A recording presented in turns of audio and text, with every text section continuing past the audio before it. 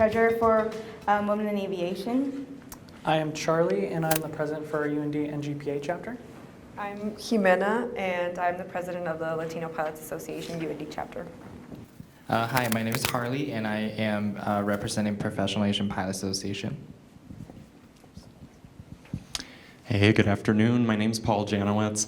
I graduated UND in the spring of 2016 and currently fly as a captain on CRJ 7 and 900 for Endeavor Air, based out of Atlanta, and I'm also on the pilot recruitment team. Hi guys. There we go. Hi guys, I am Adeline Marasco, graduated UND in fall of 2019. Ever since then, I have been flight instructing here. I am a standards instructor at UND. I'm sure some of you I've seen before. Yeah, pretty much. And this is not working. There it is. It takes a minute for it to ramp up. My name is Steve Tustin. I'm the board chair of the NGPA. I am forever a student, but I barely graduated back in 1984 from just sort of a non-aviation traditional university, and live in Long Beach, California with my husband and 2 horrible cats. And I'm a captain for Southwest Airlines based in Los Angeles. Hello, Andrew Levine. I work for General Atomics, 2013 graduate at UND.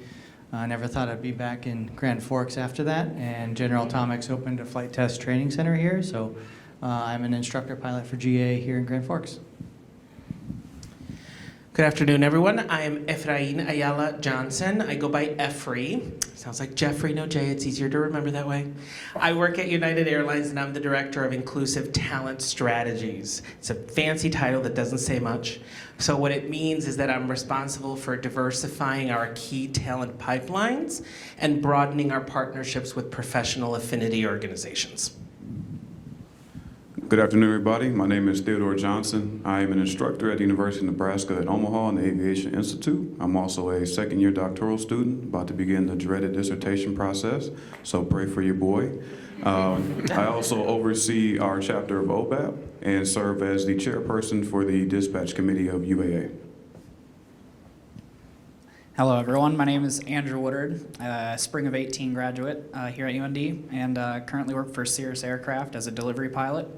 I don't have as many cool accolades as these guys. Well, we're going to ask the first question. What made you interested in your career path, and did you always see yourself doing what you're doing now? If anyone would like to start first, more than welcome. Efrain? So I figured I'd start since I am one of the non-pilot people. I am also one of the people who never in a million years thought he would be working for an airline. So I grew up in Puerto Rico on a dairy farm, which I guess in North Dakota dairy farming is really not that odd, but in Puerto Rico it is, okay? So parents are pharmacists as well, family of farming. Never in a million years did I think I'd work in the aviation industry. As a matter of fact, I kind of ended up here by mistake. My husband, who at the time wasn't, was a flight attendant for United Airlines. And I speak Spanish, I speak English, I speak French, I have a master's in multicultural communications, and I said, hey, why not a job in a global company? Having said that, I really wish I would have gotten here a whole lot sooner than I did. The aviation industry is just so broad and amazing. It's like a city. You could really do anything in our industry. And I've worked in several industries, and I've never seen one that has such a broad spectrum of employees, opportunities, which I'm sure we will all talk about a lot more. So that's a little bit on my career path.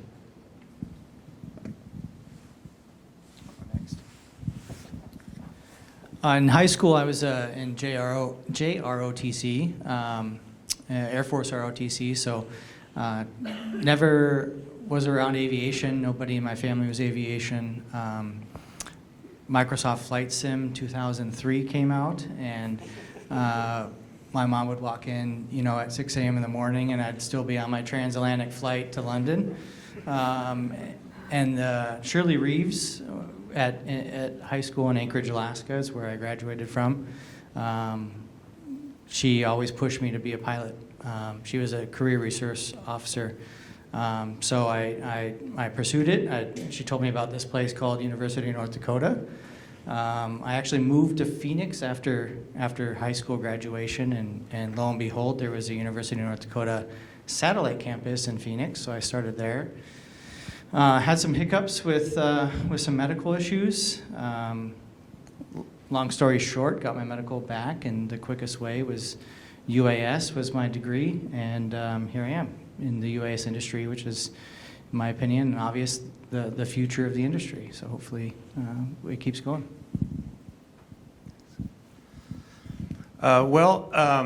As a child, we did lots of shuttling back and forth between where I was born in Greece and my mom was from, and then my dad was from the States.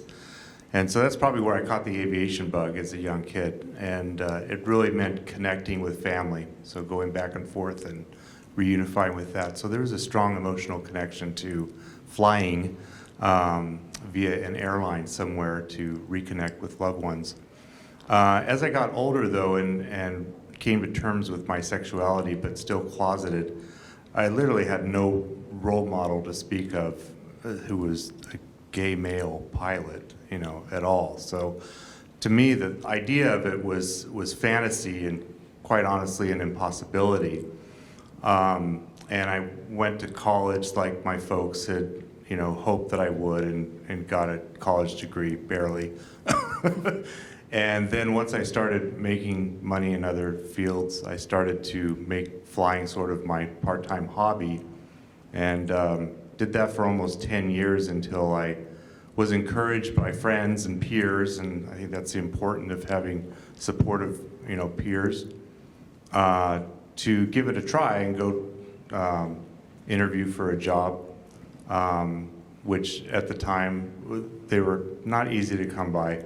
I ended up at a regional, flying for a few years there, and then another opportunity came along again through my peer group, and ended up interviewing at AirTran Airways, which some of you may have heard of, which got purchased by Southwest Airlines, and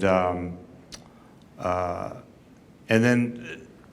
Before that, however, I started to come to terms with, wanting to have a relationship after you get settled down in your career. And at that point, I kind of felt like, the burden of hiding who I was for the benefit of the people I worked with and their comfort level was not really my cross to bear. So I started living authentically, and that kind of brought me into the work I do today. With the NGPA, and really advocating and promoting, living your authentic self on the job and off, and not living a double life because it's not healthy. So here I am, and happily now looking towards the end of my career in retirement, and hoping to maybe do some teaching after retirement. I think that would be a great way to stay involved with aviation. And I've always had a strong passion for everything aviation, not just airplanes, by the way, because I think that really is the future. I think the whole new frontier is going to be 500 feet AGL and below at this point. And that's really exciting to me, and I still carry a very strong childhood fascination with everything in aviation. So. Okay, guys, so I guess I'm probably a little bit more cliche starting out. I grew up with multiple family members in the industry. My mom and her two sisters all worked for United.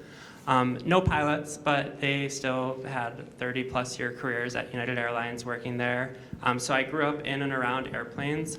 It wasn't as simple as just flying the airplane, though. Similar to what Steve said, for me, I think it's like the driving force of what it means. So when I think of being a pilot, I think of the arrival areas at a terminal and looking at the families you're connecting and how you're bringing friends and businesses and basically connecting the world.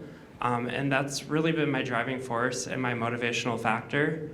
Fast forward to 2019, getting hired as a flight instructor at UND. I found a new love in aviation, and that's teaching, and I really hope that'll shape my career moving forward, especially once I do move on from this university. Looking at different opportunities beyond just piloting aircraft, whether that's instructing or managing, and just being in those roles where you can help others besides just the passengers. Okay, I guess my story is similar to what some of the others have talked about. I've always wanted to be a pilot. I come from Green Bay, Wisconsin, so small town, about a 10-hour drive away. And always had the passion. I loved going on vacations as a kid. I too had Microsoft Flight Simulator and played that nonstop as a kid. And so kind of had the bug in me from a little boy. There was a time in my high school age where I thought maybe I would do something in the medical field, because when I started at UND in 2012, that was still when the starting pay for a regional was not where it is today. It was much less. And my parents were actually convincing me to go do something else. Like, you can still go into aviation, but do something else. Be an air traffic controller. The starting pay is much higher. You can have a family, all these things. And that just wasn't something I was interested in. I said, but yeah, I don't get to fly the plane though. It's, I'm in a tower, or I'm in a facility, like telling the planes what to do. And yes, that's cool, but you're not actually like up in the air. Your office ranges from all different altitudes. It's not just the second floor cubicle.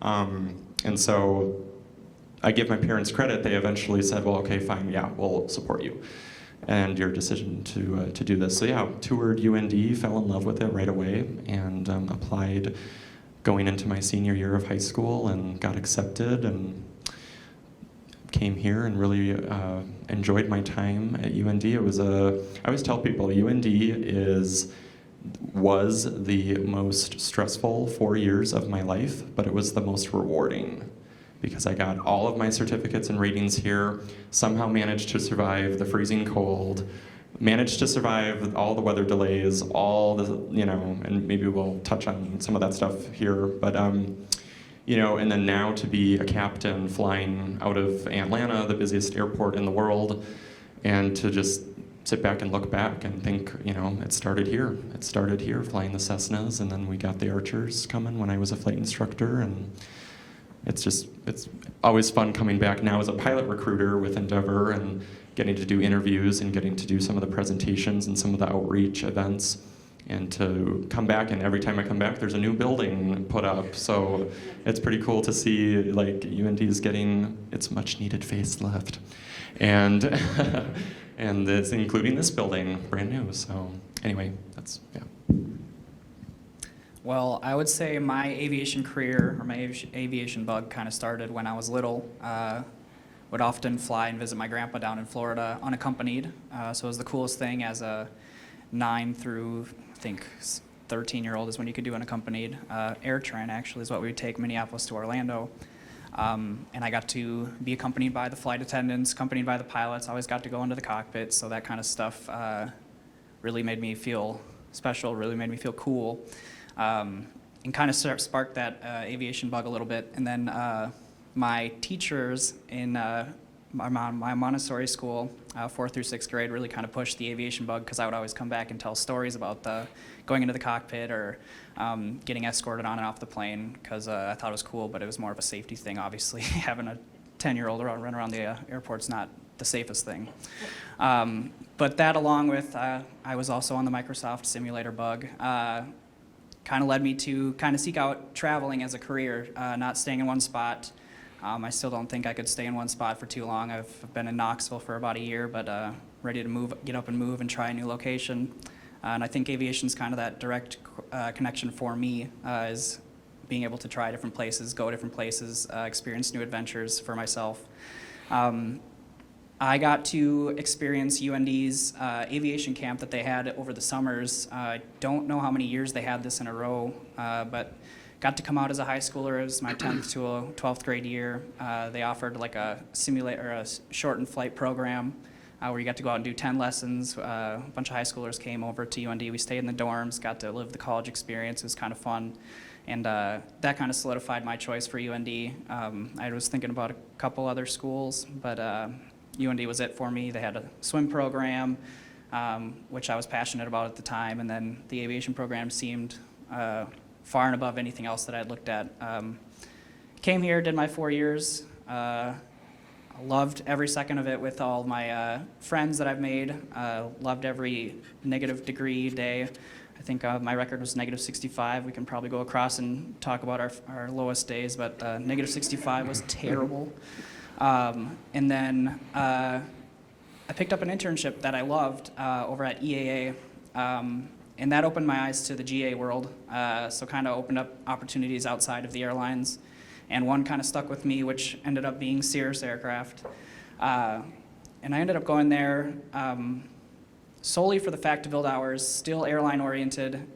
Their aircraft can fly in icing, and as we know, up in this latitude, that happens 10 to 12 months out of the year. So being able to fly and teach in an aircraft that has icing capabilities, I could get my hours faster, go to the airlines, start that whole process. But they've just been treating me absolutely amazingly, and the adventures keep coming. So just decided to stay with Cirrus as far as I know. Airlines are still on the table, but I don't know, I'm just having fun in the GA world. I can't imagine it any other way. So I have a little bit of a different story. A lot of people here have mentioned UND. I'm actually from Detroit, Michigan, so I went to Eastern Michigan University. First generation student, also the first pilot in my family. So there was nobody for me to kind of rely on and look up to when I was deciding to do aviation. My first experience was on a trip to Jamaica with my mom at age 5. Loved that and didn't touch aviation until high school through JROTC, Air Force. Got to do a lot of cool things there. Still had a burning passion for aviation, but was thinking of doing something in the medical field. So I went to college at Eastern and was pre-med for maybe 3 years. And it wasn't until I had an internship in the ER that I realized that, this is not what I want to do. The quality of life, talked to a lot of doctors, nurses, and other staff, and they made a lot of money, but they weren't happy. And I was like, I don't want to be miserable working 10, 12, 15 hours. I was like, so what else can I do that would give me some decent coin and I would have fun? And it was aviation. So I switched my major that semester and haven't looked back since. And had an opportunity to begin teaching right after my bachelor's and decided to do that. Got my master's as well in public administration and decided to double down with the doctorate. And that has not been as fun, but it's been very beneficial. But I don't regret anything because I've had a lot of impact in the classroom, much more than I think I would have had, flying an airplane or, even being in the medical field. So I'm at UNO right now and fortunate enough to be able to work there and work with students like Alex and Precious I was able to bring that are also our OBAP leadership. So for the time being, I think I'll probably remain in aviation education. Well, thank you so much for kind of telling us a little more backstory about where you guys and kind of how you guys came to be where you are now. But Jimena is going to start off with our next question. So what do diversity and inclusion, I know it's a very big question, but what does it mean to each of you? And anybody can start with that. I think diversity is the simple part of it. Any company can really go out and try to diversify their hiring pool or diversify their staffing. It's the inclusion, because the inclusion, in my opinion, it means corporate culture and the culture of whether, I guess in this sense, university, airline, company in general, and how that diversity is received, and that's what's going to be really important. I know when I came here in 2015, UND was, I had just come out as transgender, and UND was really open to that. All the staff took time to be receptive towards, I wouldn't even say my needs, but just respecting me. It's just personal respect. And when I think about inclusion, that's kind of what it embodies. So diversity is one thing, but then it has to be the inclusion part of it. That's where it really matters. So in 2015, starting the first ever collegiate National Gay Pilots Association chapter, again, UND stepped up and supported us, and they had our backs and helped the chapter get off to the ground to what it is today. So yeah, diversity is one thing, but inclusion is really where it's at. No, that's okay. Like she was saying, from my perspective, and coming from an era before we had words to explain or describe these types of concepts, I kind of think of it, and it's been described this way before, as diversity is really, like you said, like hiring or hiring to bring in the diversity that equips your organization, whether it's a university or a corporation or even a nonprofit like we run, that best equips your organization with the resources and backgrounds and a variety of thought and thinking. Whereas the inclusion part of it is really engaging with. So it's almost like inviting someone to the dance, but then if you don't do the inclusion part, you're not dancing with them at the dance. Whereas the inclusion part is really you invite them to the dance and then you invite them to dance, so to speak. So maybe at work, that might include inviting them to extracurriculars, people who may not be in your peer circles that represent the, the diverse community that we're hiring to. So my research interests primarily focalize social equity, ethics, racial equity, educational equity, and things like that. And a lot of times people assume that diversity and representation are the same thing, and they're not. Diversity is what you see on this panel here, and it's also representative.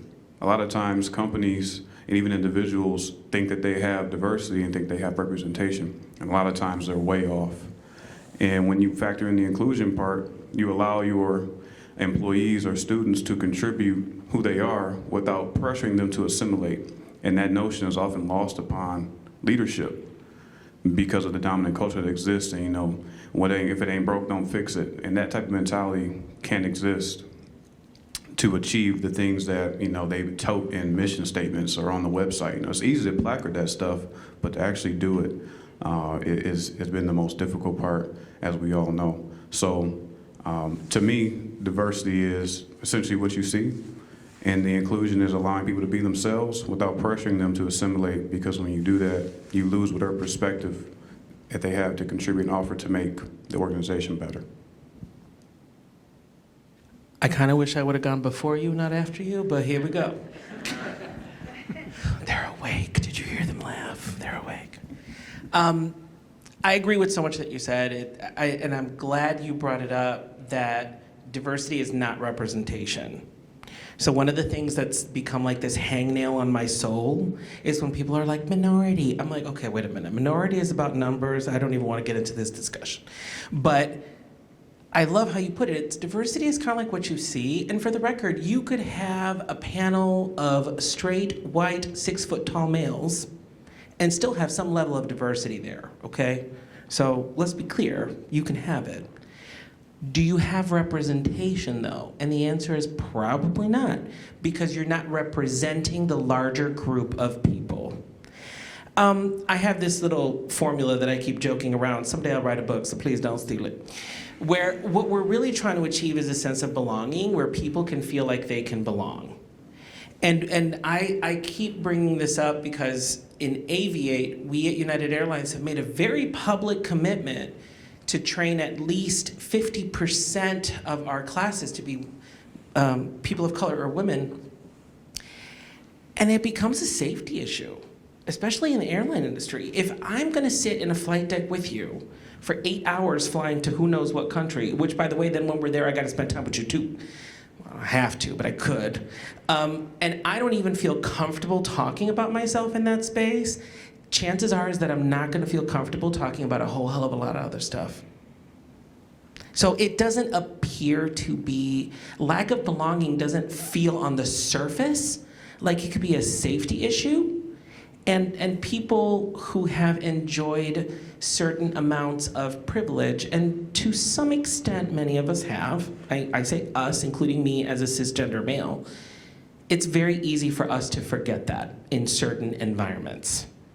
So that's something that I don't want personally to get lost in this conversation of diversity and inclusion, is that a wonderful output that we should be driving for is for people to have a comfortable sense of belonging. Diversity and inclusion to me, diversity in the industry I work in is, we primarily come from a military-driven group of people, and generally speaking, that's male. But we have one female working at General Atomics here in Grand Forks. In the aircrew position-wise, there's one. We have one a black person working at General Atomics here in Grand Forks out of 50 people. So to me, diversity is important, and I'm not exactly sure what we would do as a company to pull more numbers in. Inclusion to me is more important, like we were speaking of. Inclusion is when you have those people, you treat them the same, right? I have a couple funny stories. When I used to work in Las Vegas, and being a gay male in a military-driven industry, you know, there's a lot of jokes, a lot of poking and making fun and stuff like that. We're in an office full of 50 people, or call it, I don't know, 40, 50 people doing a crew change in the middle of the day, and one of the leaders, one of the supervisors of the company makes just a kind of a funny joke, whatever, it was a gay joke, whatever it might have been. And we're all just kind of laugh it off, but what kind of struck me the most is, as he walks out, he says, "Good thing we don't have any gay people working here." And like, you can't help but laugh. Like, I just laughed, and I looked at another openly gay person that I work with. We look at each other, and we're like, what? Like, what? And what was really funny is a few hours later, we flew together, and he says, "Scooter," that's my call sign. Don't ask me why. "What the hell, man? Why didn't you tell me?" "Well, I didn't know I had to. You know, like, I never knew I had to."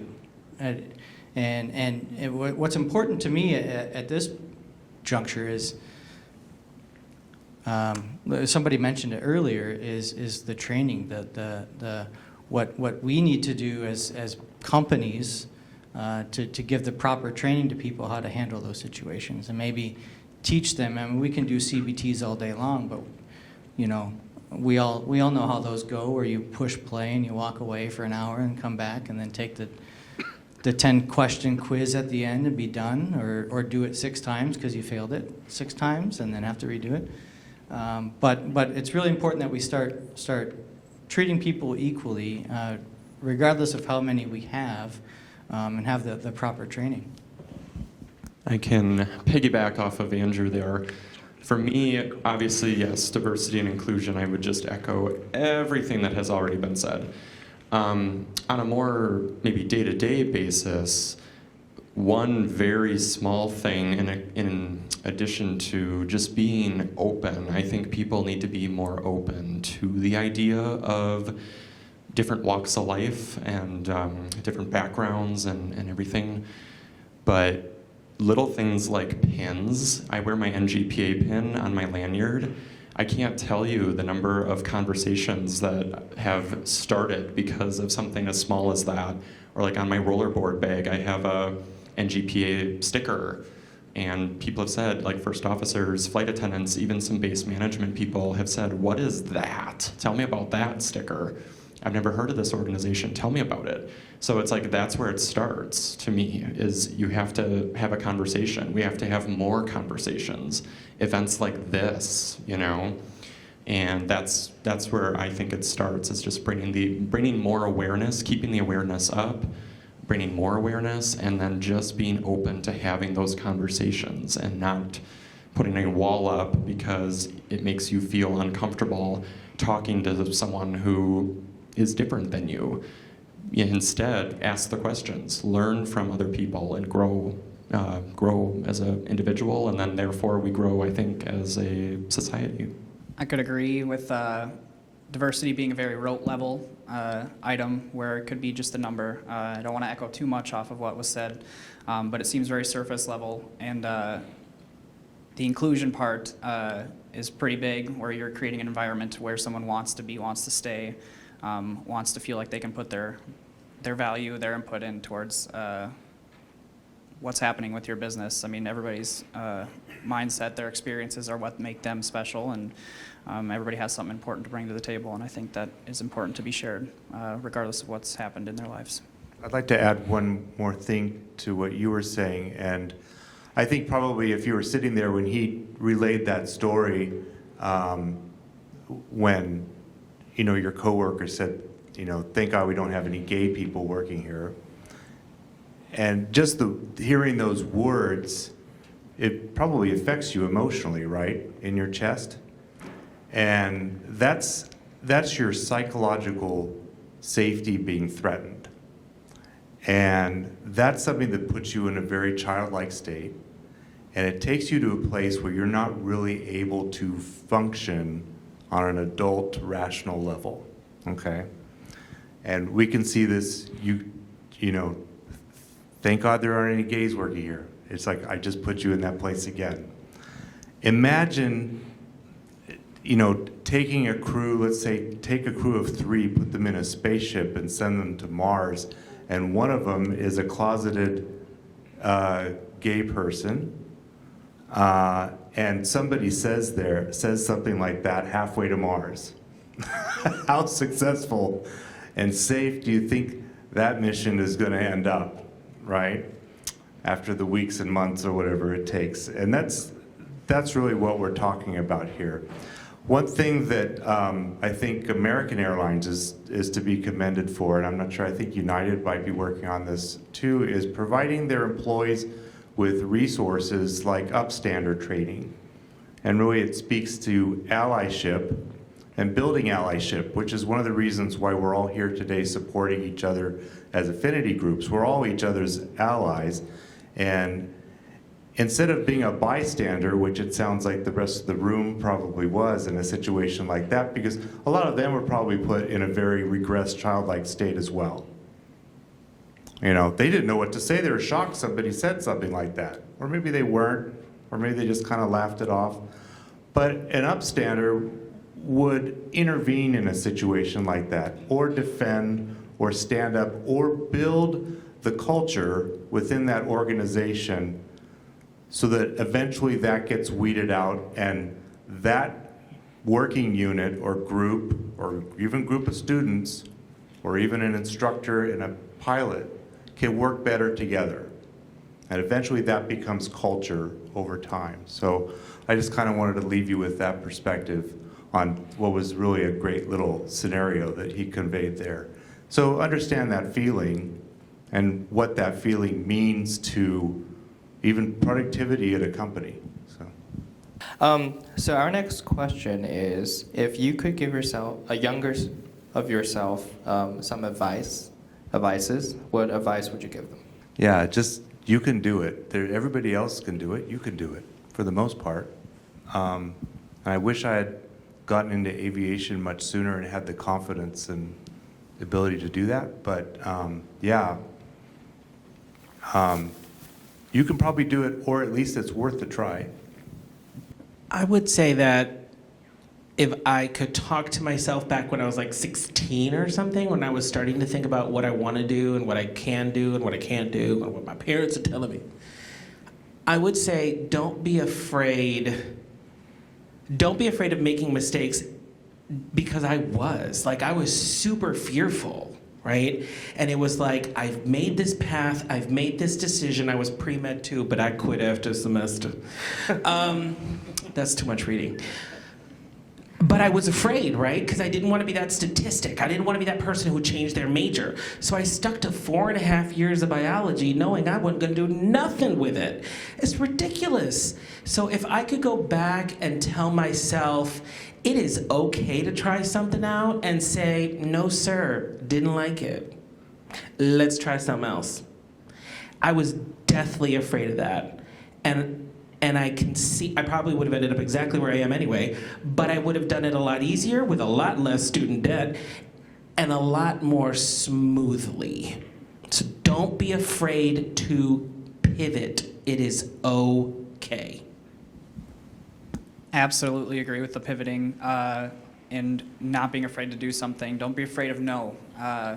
apply for jobs that might be just a little out of range, apply for scholarships that might be just barely out of range, or even you are in range and you're afraid of all the other opportunities or the other people that are combating against you. Apply for everything, do everything. If you have an opportunity to go do that weather mod, and maybe that interests you, go try these new careers out while you're here at the university. It's a great resource that these guys have with scholarships and jobs. And that's kind of what led me to the career that I have, is just by adventuring. It's very easy to just follow the norm, follow the one path. It's sometimes very hard for you to chase your dreams if it's not off that, or if it's off of that regular path. So, and sometimes you might not even put your full effort into the career that you have if you don't test out your dream at least once. So, highly recommend trying out different opportunities while you have the chance here, while you have these amazing resources, especially that UND offers.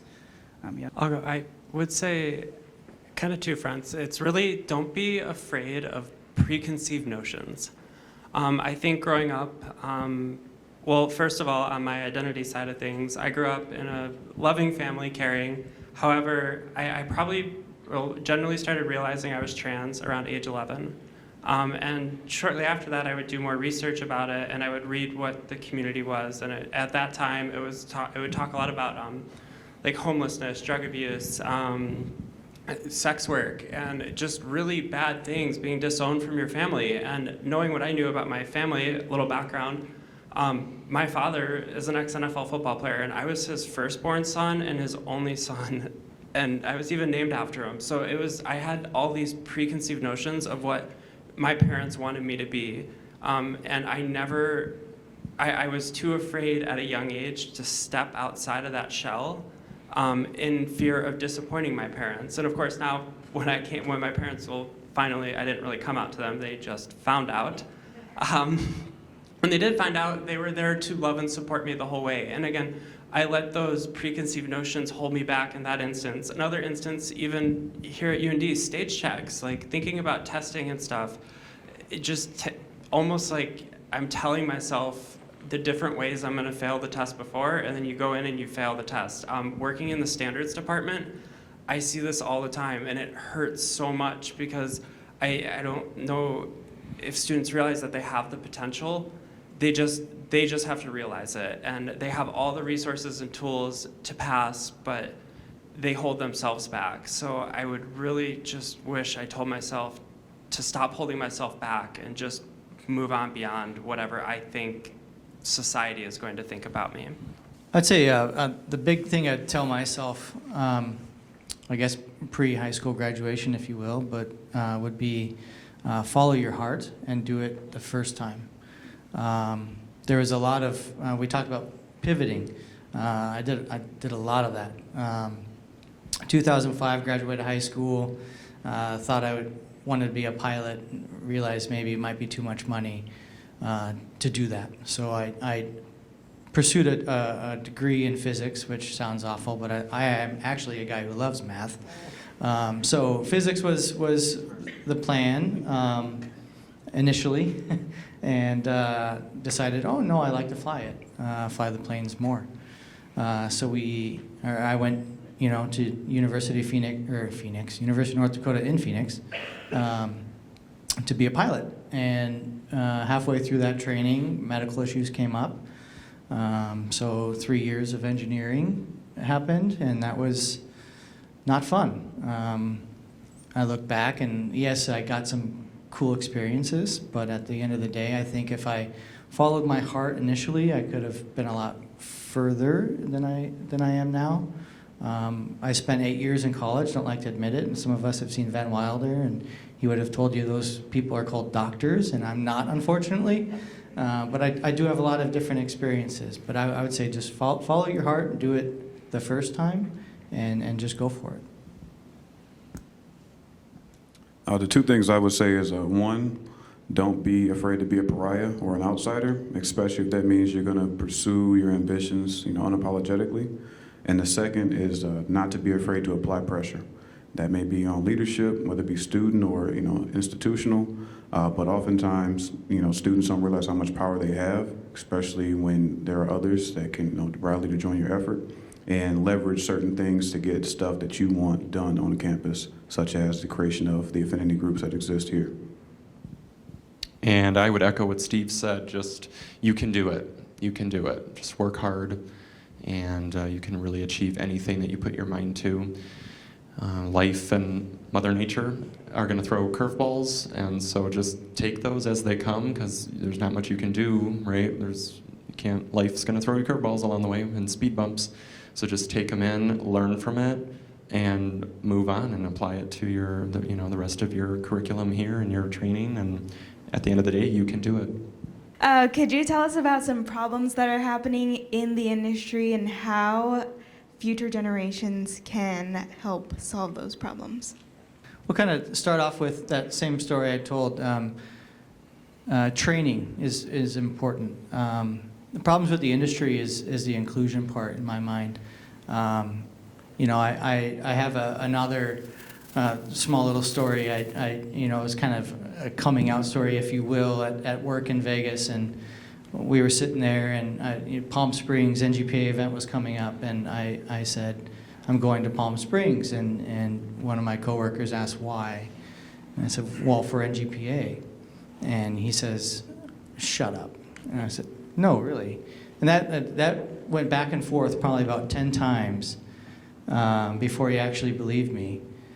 And I was like, we talked about this. He said, no, we didn't. And he's like, I've seen those flyers up, and I knew people who would hang those flyers up in the offices back in California just as a joke. And it just kind of blew my mind a little bit that people would be joking about going to NGPA as if it's a bad thing. To me, the problem is still inclusion, and that's for gay, Latino, whatever it might be. Proper training and good training for new employees, the new industry folk, the students coming into the industry. It's really up to you guys to start that change, to speak out when something like that happens and be like, that's not acceptable, or whatever it might be, and start including a little better.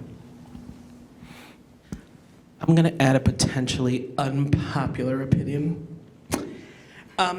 One problem that I see in the airline industry, I honestly believe that we are some of the smartest people on the planet.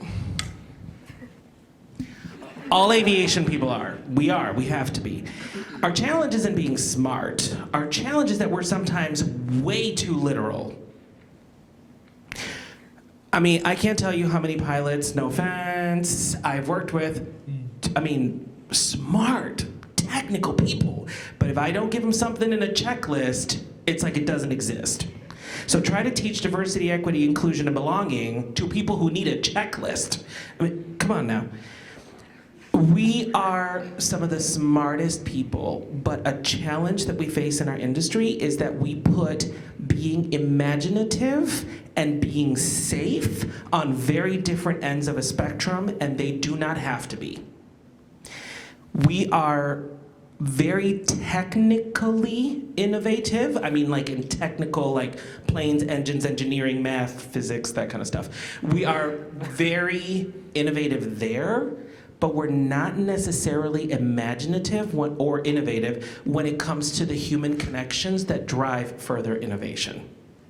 So that is, I think, I don't want to say a problem, because it has a solution, and if a problem has a solution, then it's really not a problem, but it's a challenge that we can overcome, and that is to challenge each and every one of us to not be so linear, to not be so binary. I can either be imaginative or I can be safe. No, people, it is an and kind of world, not an either or. And I may have gotten very passionate, I apologize. I'll kind of call out the elephant in the room here, the big giant pink elephant.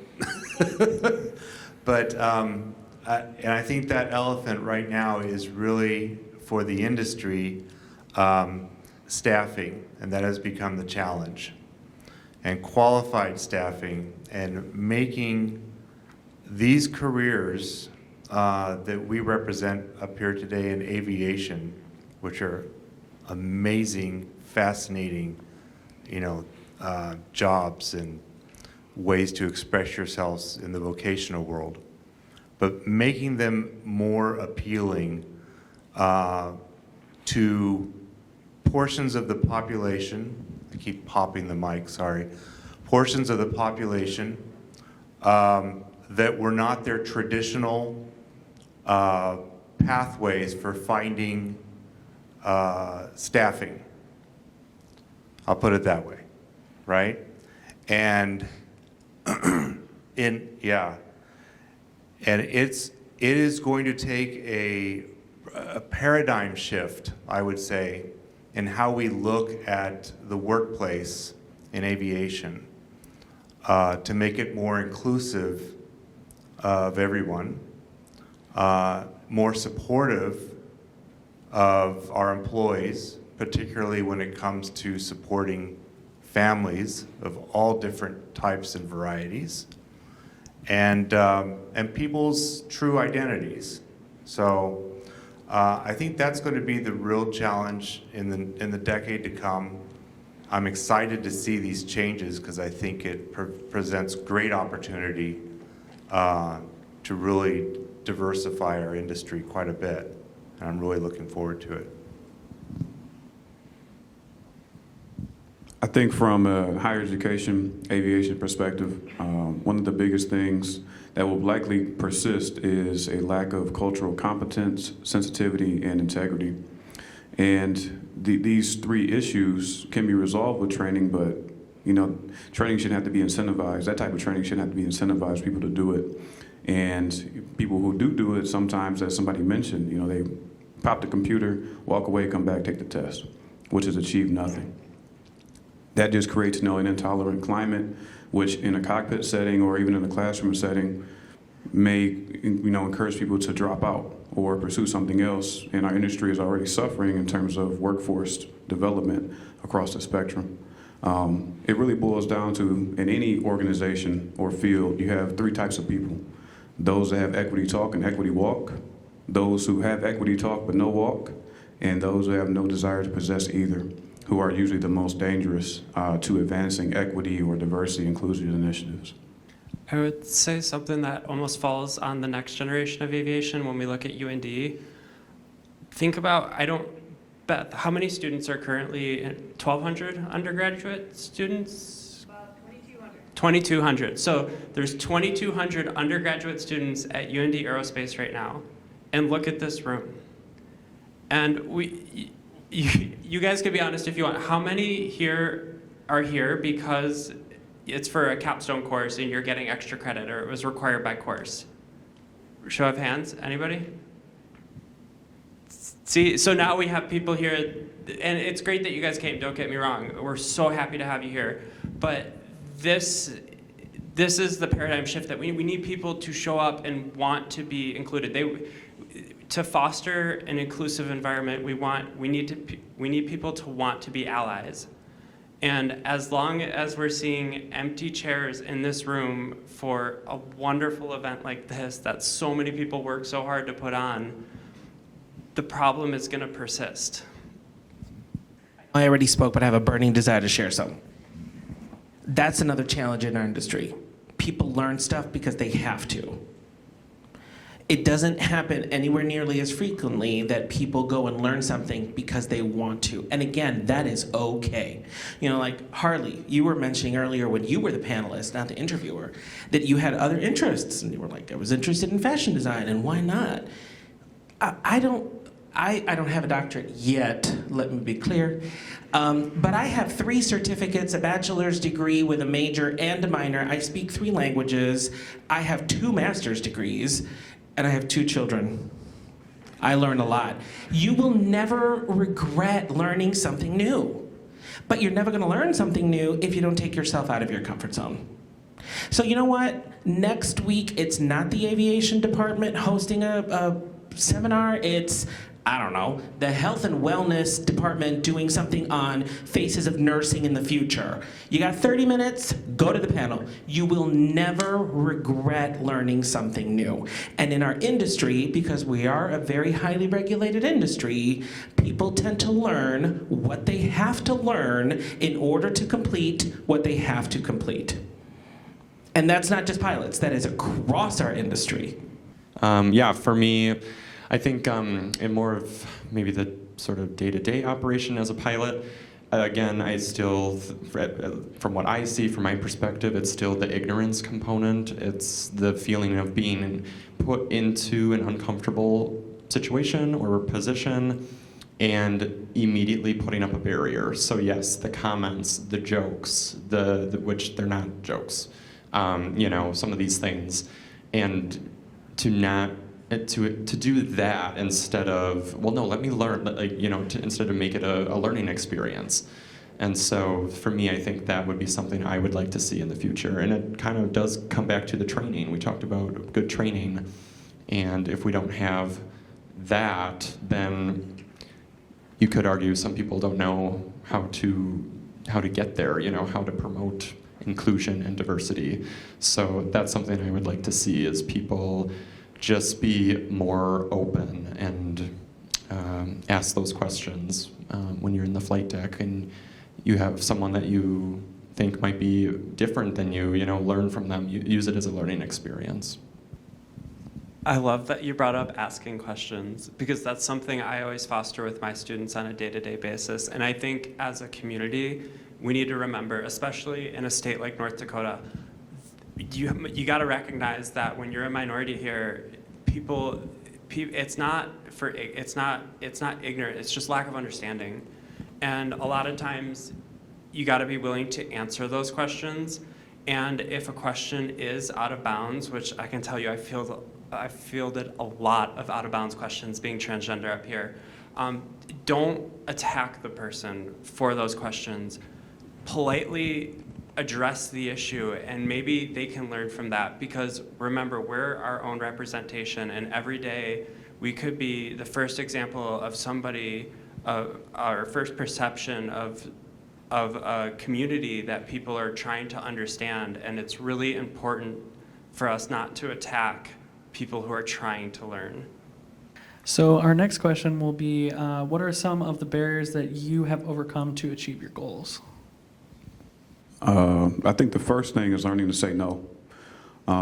As a black male in a white male-dominated industry, and just as a minority, there's a lot of pressure placed upon us to educate and just, kind of be the charge or spearhead these different initiatives in institutions or workplaces, and that's a lot of pressure and stress, because it's a catch-22. If we do it well, then we don't necessarily get the credit. But if we don't, then it's like, oh, well, that's to be expected. And that emotional labor is only compounded by day-to-day stressors that comes with just being a person. And learning how to say no, at least for me, helped alleviate some of that burden, especially pursuing a master's and teaching, 20, 30 students, getting them certified and things like that. And not necessarily feeling bad that passed up on opportunity, because if it took the organization that long to recognize, hey, we need to do this, and because we have one minority, they can do it, it's likely it wasn't a priority in the first place, and they're just doing it out of convenience or to prevent being canceled. So learning how to say no and protecting your own, mental space and energy, especially during these times, was key for me, kind of progressing through academia and aviation in general. I think the biggest barrier that I had to overcome was actually myself. I used to be a shy kid. I was just reading a quote from Lucille Ball. I'm going to butcher it. But her point was, I used to be a shy person until I realized that people don't actually care about me anywhere near as much as I think they do. So there's no need for me to be shy and scared. I used to be really shy. I used to never really self-advocate. I'd be the kind of person who, unless I was given an invitation to the table, I wouldn't even ask or pretend like I was gonna go. And it still happens every once in a while. That imposter syndrome still happens. I'll give you a really tiny story here. I just got a spreadsheet of our Latino leaders at United Airlines who are directors and managing directors, just that list. I'm a director, okay? So my name is on the list. I look at the name on the list and I go, this has to be wrong, my name's on it. They sent me the wrong list. What the hell is that? It's that internal feeling that I go, wait, am I supposed to be here? Guess what, you are. But it's taken me a really long time to be okay with that. And I'd be lying if I said that it doesn't pop up, because that story was actually 2 days ago, let's be clear. So be careful. It's very easy to say that the challenge is this person or that person, and I've got to do this and I've got to do that. It's really hard sometimes to have the emotional awareness to recognize that you are actually your own biggest barrier in most circumstances. I would say my biggest barrier is very close to that, was myself, but in a different sense, one more of I was afraid to apply for jobs and put myself out there. I had a lot of these people come and talk, captains at United, talk about internships, talk about opportunities. Dan Malot's class is always really great about bringing in outside workforce and showing you what there is in aviation, and is always very intimidating to me because I was just 250 hours, maybe just getting my commercial, maybe just getting my CFI, so applying for that kind of stuff seemed way too far out, even though it was maybe a year away where I was going to be a CFI and actually have a bunch of hours. But yeah, I think my barrier was always kind of myself, in a sense that I didn't think I was qualified, I didn't think I was ready. I didn't think that the airlines were coming as fast as they were. And for a lot of us, we're hitting the airlines. We were just talking about a story where somebody applied to the airlines and was 20 or 19. And I don't know if you guys know, but the rules are you got to be 21. So the fact that a lot of these people a lot of students here can graduate and be ready for the airlines, but not be ready in a sense of regulations is crazy. It's wild. You can start your career, have to retire at 65 at 2021, so you have a full 45 years of, or sorry, 45 years. I don't do math, so I'll leave that to these guys. 45 years of flying is unreal, but it's a lot closer than you think, and I think that was probably the hardest battle I had internally.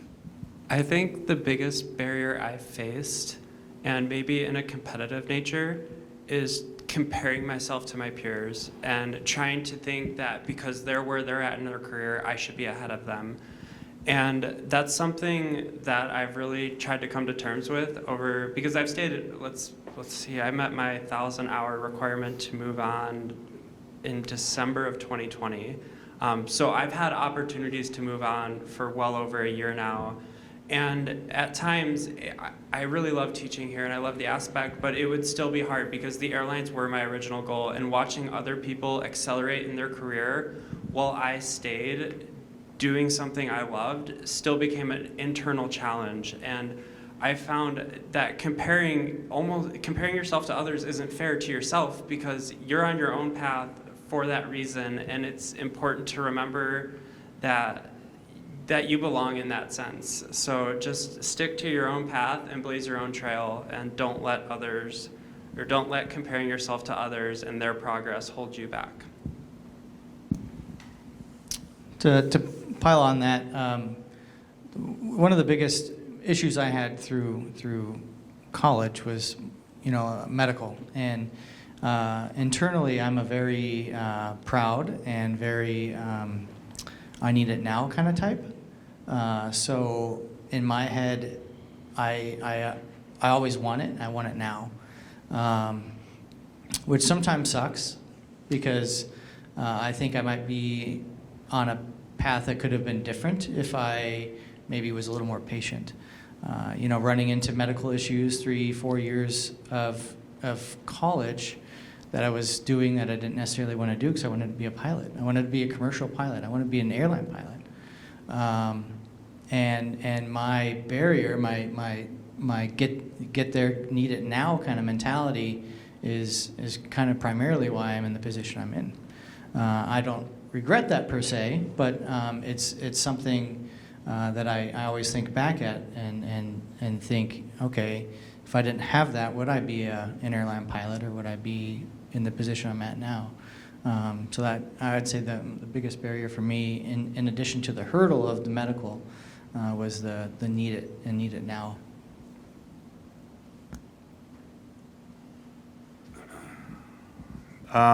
There were several challenges, I would say, to getting where I am now. And keep in mind that it's okay to change your mind. This isn't necessarily where I viewed myself when I was sitting in university. In fact, I thought I'd probably be going into business on my own somewhere, and maybe even working in foreign service of some kind or something, and then flying as a hobby if I could afford it. Which brought up the first thing, which was money. My family was absolutely not supportive of me becoming an airline pilot. In fact, I think several years after I graduated college, and I had been flying for a while, and I think I had just gotten my CFI, and I went back and talked to my mom, and I said, "Mom, I think this is really what I'm going to do. I'm going to make a career change." And she cried. And it was not out of happiness. We came from kind of a traditional Greek family where, every mother hoped to, have their son especially grow up and become a doctor or a lawyer. An airline pilot was not on that list. So anyways, there was that challenge. And they did end up helping me out, and I'm very grateful for that a little bit later on with a couple of the ratings. But other than that, I was just sort of chugging along over about a 10-year period. I didn't get into the airline industry till I was in my early 30s. The second thing was my health and the medical issue, which you keep hearing come up. And it's a sticky wicket. There isn't a whole lot of guidance.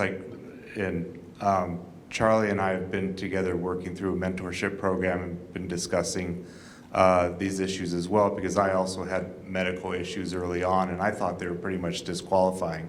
I definitely could not go into the military because of my eyesight. Our whole family has high blood pressure, and then it turned out that also a few of us carry a genetic blood disorder, which is disqualifying. But you can obtain a special issuance. So I've had a special issuance since the very beginning. And it can be done, but just a little bit more work, but to participate in a field that's my passion, I think it's worth the trouble from my perspective. The other thing were challenges regarding my identity, and that feeds into why I became involved in NGPA as an organization and helping support people so they wouldn't have to go through those same type of experiences. When I first got hired at an airline, you could also be fired at an airline for being gay. There was no protection for your job for LGBTQ people. If I wanted to upgrade, I had to go, at AirTran anyways, they actually had a captain's panel that you had to pass in order to upgrade. It wasn't just by simple seniority. Your seniority just gave you the right. And if they didn't like you or thought you fit in, or you weren't the type of person that they wanted to spend a 4-day trip with, and you heard a lot of that in the recruiting field up until maybe 10 years ago, you weren't going to upgrade. And they didn't have to necessarily state why. So on top of that, I also saw colleagues of mine who were LGBT mysteriously fail line checks, mysteriously fail SIM checks, leave the company and go work overseas where they remain closeted, but they worked as contract pilots, et cetera, like that. So it definitely, those barriers definitely impacted people's career choices and made a big difference in their lives, where they lived, what they made, and their families. So those were definitely challenges to, getting here. To tell you the truth, I just wanted to see if I could fly. And I remember going to the airport one day at Orange County and John Wayne Airport and looking at it. I think it was an American MD-80. I'm like, I wonder if it'd be possible if I could just maybe work towards getting to sit in the right seat of that airplane, and then I'd be happy. But I didn't really realize that the real happiness in the whole process is actually overcoming all of these challenges and working through them. And some of them you don't overcome, to be quite frank, but then life takes you in a different way. And you know, just like you're here as a flight instructor right now, because all of a sudden, she found her happy place for the time being. And there's nothing wrong with staying or changing that in the future too, I think. So, I'm very satisfied with my career as it has panned out, for certain. And I'm very lucky I've dodged a lot of bullets as well. But the moments of happiness that I've derived from it have really been, the struggle and the challenge and working your way through it. So that's what I would leave you with. For me, barriers going through the training here was, like I mentioned earlier, very difficult, as everyone I'm sure up here knows, and in the crowd. We face a lot of different barriers, from weather, personal issues that come up, maintenance delays, you name it. Even, gusty winds, even though it's a beautiful day, it might be too windy to fly. So those were definitely barriers into the grand scheme of my career so far to get me to where I am today. Another barrier that I would say for me was the fact that my freshman year is when I actually came out. And I came from a pretty conservative family in Wisconsin. And so for me, my freshman year was a lot of self-discovery and really figuring out who I was as a person, a lot of learning, a lot of growth. And I can't believe I'm saying this, but I actually looked forward to coming back to UND after Christmas vacation or spring break, because this was sort of where I had a lot of great friends who were all very supportive, and we all had like mindsets and everything. One of them is sitting right over here, Miss Carly, if I can point her out.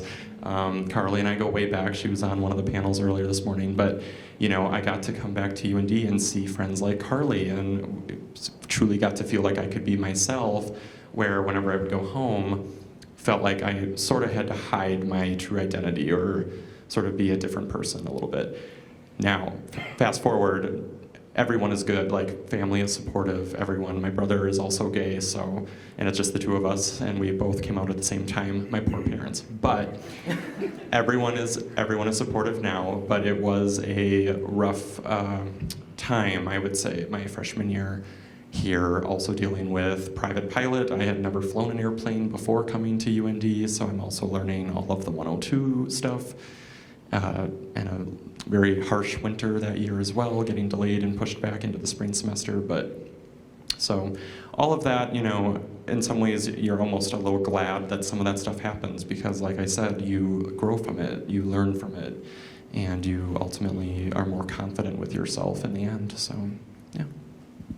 So to kind of wrap things up, I also wanted just to mention, I am a peer educator at Student Diversity and Inclusion here, which is right across that wall over there. We have resources, we have people that you can talk to. The big thing though is, I know it's sometimes hard to mention problems that you're having on campus and stuff like that, but we can't really do anything until you tell someone about it, essentially. So we have people there and resources there as well, and it is a safe space to mention and to talk to people about certain problems. I also have another question too, but I wanted to hear kind of your guys' craziest stories that you guys have experienced in your field so far. Okay. Where to even begin? People, and it's one of those things, this is what I'm finding with this career so far. Just when you thought you've seen it all, people surprise you. So passenger stories and whatnot.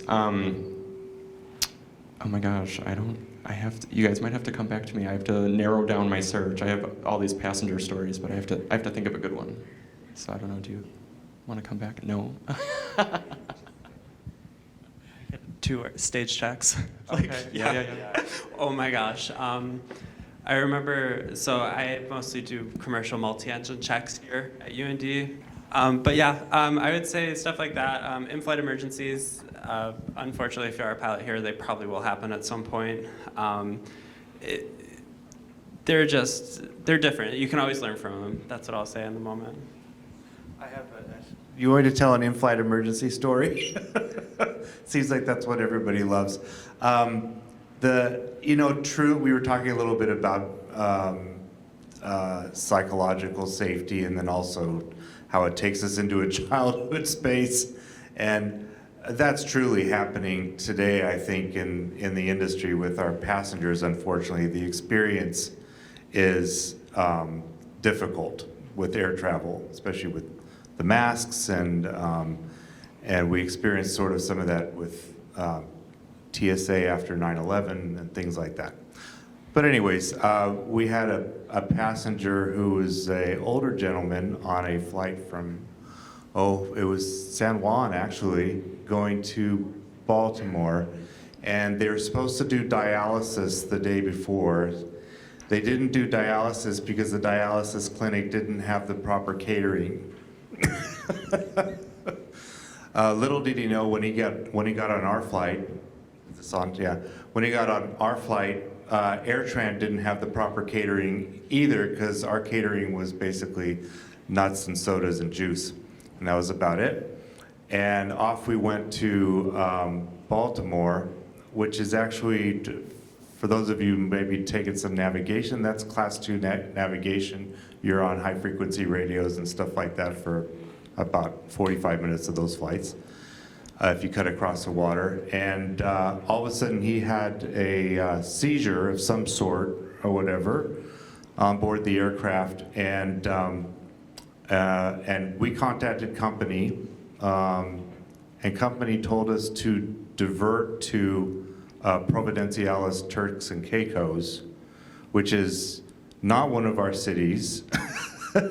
And we were a domestic flight from San Juan to Baltimore, so nobody had proper documentation, and Turks and Caicos is another country, international. So we asked them to verify twice before we turned left and dove into Providenciales and landed there, where they promptly hauled the guy off to the hospital. And we were on the ground, stuck on that airplane for about 5.5, 6 hours. Local customs there was very nice. They made arrangements for us to actually get off the airplane and go hang out in a little cafe and stuff like that. But the passengers were having such a good time on board because we had ordered about 50 pizzas from a local pizza place. And we had all started playing games on board the aircraft with them.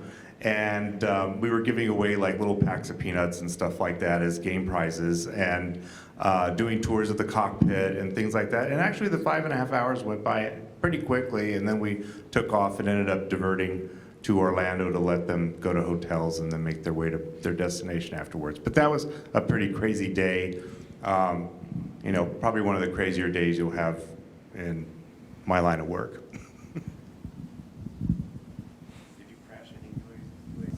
He asked if I crashed any UAVs. No, but I was very close once.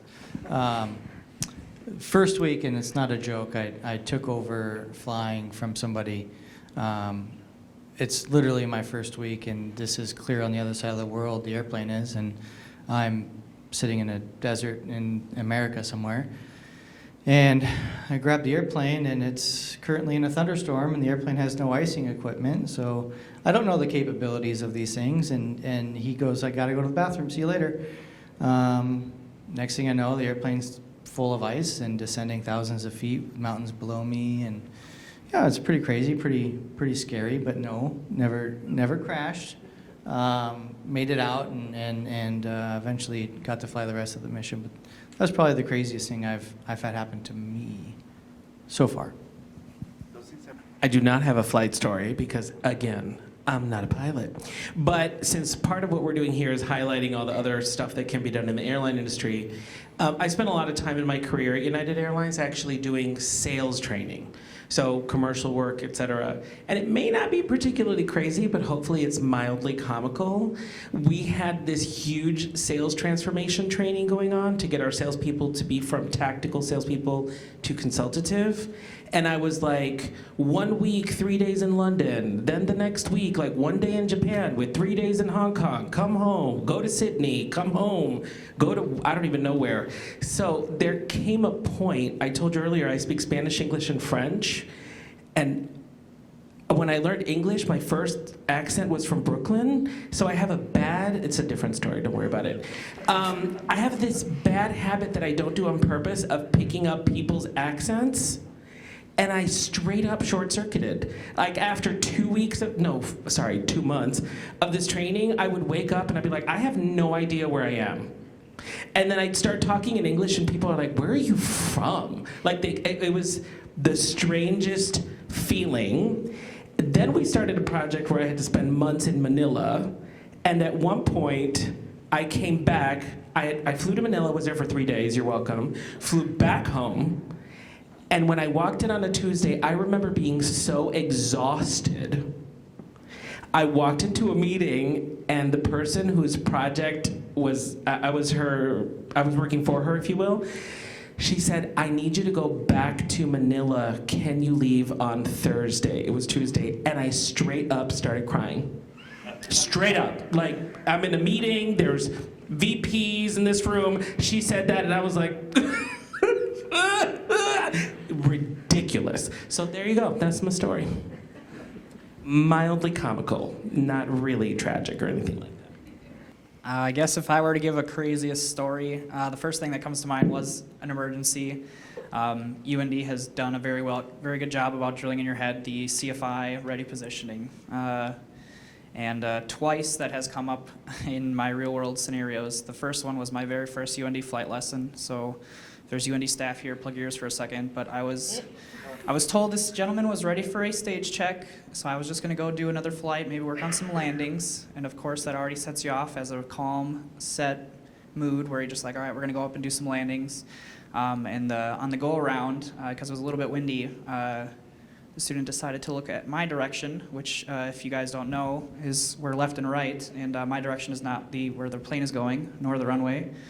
So it kind of startled me that he was looking in my direction, and so I had to take the controls, but I was in a more relaxed state. But this happened kind of fast, and it kind of scared me, and that was a scary scenario of mine, which led me to never letting that happen again. On my second scenario, I had a piston turn to dust on upwind one time. And that scenario didn't happen again. I was ready. You always kind of prepare, especially in a single engine. But on upwind, luckily there was multiple runways. We had a piston kind of shred to pieces just from mismanagement from prior owner. And that was probably the coolest, craziest thing that all happened in a span of maybe 5 to 10 seconds. I'm sure we've all had an experience where we've kind of gone through something and then we look back and we're like, what just happened? And you kind of think, and people are asking you, what did you do? How did you do it? And I don't remember. Apparently my student can tell the story better than I can, but yeah, I don't know. A piston shredding up, and we got to use the boroscope and check on the engine afterwards, which was kind of cool. Cool that we got to survive the scenario, but yeah. Okay, I thought of my passenger story. The concept we call Jet Bridge Jesus. This is where we have about 7 wheelchairs starting the flight, and as passengers are deplaning, we might have 1. So this concept of maybe the passengers never really needed the wheelchair to begin with, and they just wanted to be wheeled around the airport. So the specific flight I'm thinking about, we were flying from Cincinnati to Tampa, and it's always the Florida flights. And we had like 7 wheelchairs, and here they come, one at a time, because that's how we board the wheelchairs first. Here they come, they take their seat, we do the flight, and I'm standing in the galley now greeting people as they're getting off. There was a slight break in the passengers, and the flight attendant next to me goes, "Oh my God, it's a miracle. She's walking on 2 feet." And I said, "What do you mean?" And she said, well, when we were in Cincinnati, she was adamant that she needed a wheelchair. It's a miracle. Here she comes on 2 feet. So then she explained to me the concept of jet bridge or jetway Jesus, where during the flight there was a miracle and Jesus healed her. Because here she comes walking with no assistance needed at all. And oh, there she goes off the plane. No wheelchair. So we get stuff like that all the time. But I could not stop laughing the rest of the day because that was just hilarious, the concept of the jetway Jesus. Okay. So I think we are about out of time, but let's give a round of applause for our panelists here.